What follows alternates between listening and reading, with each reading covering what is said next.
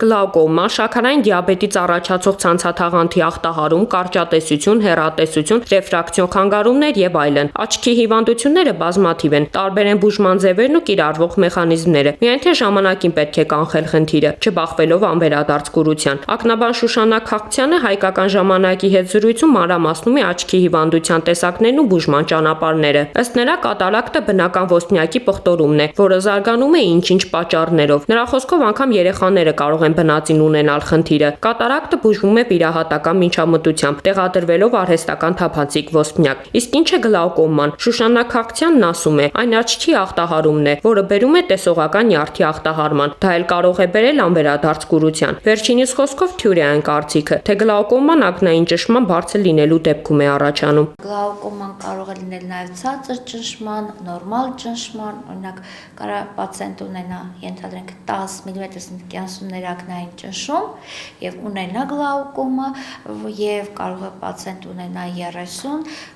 մմ սնտկյան ներակնային ճնշում եւ այնտեղ չլինի գլաուկոմա, հա։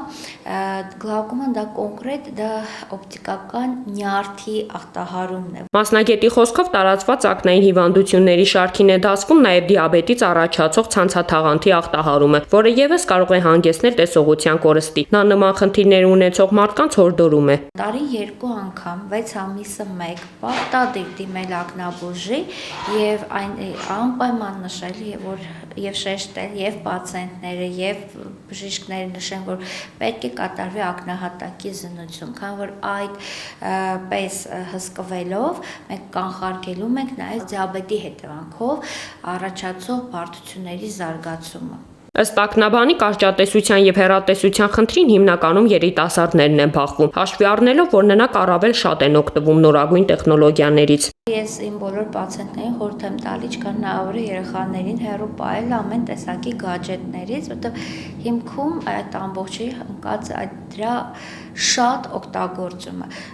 Նույն այդ հեռախոս, պլանշետ օրվա մեջ մաքսիմում 15 րոպեն կարելի է օգտագործել։ Եթե մարդ 12 ժամ անցկացնում է, հա, համակարգչի առջև,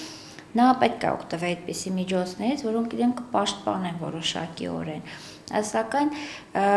միշտ դա ասվում է, ցանկալի է 40 րոպե աշխատել 15 րոպե ընդմիջումով։ Պաշտպանիչ սարքերի կամ կաթիլների կիրառումը ցանկալի է, որ լինի ակնաբանի ցուցումով։ Հակառակ դեպքում մարդը կարող է ել ավելի խորացնել խնդիրը։ Անդրադառնալով վերջին շրջանում տարածված աչքի բորբոքումներին, մասնագետն ասում է, դրանց առաջացման հիմնական պատճառը վարակներն են, սակայն պետք չէ անհանգստանալ։ Պոստգրիպային վիճակից հետո կարող է աչքը բորբոքվել, բայց դա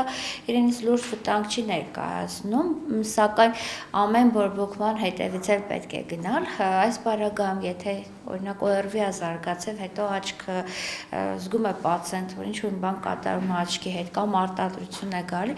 ապա նորից ցանկալի է դիմել ակնաբուժի պրոֆեսիոնալ խորհրդատվության համար, որպեսզի խնդիր չզարգանա, չխորանա այդ բորբոքումը։ Այո, որտեղ բորբոքումներն են լուրջ խնդիր եւ բորբոքումները դա աչքի նույնպես կարող են բերել տեսողության իջեցման, ընդհանուր միջև անվերադարձ կորստի։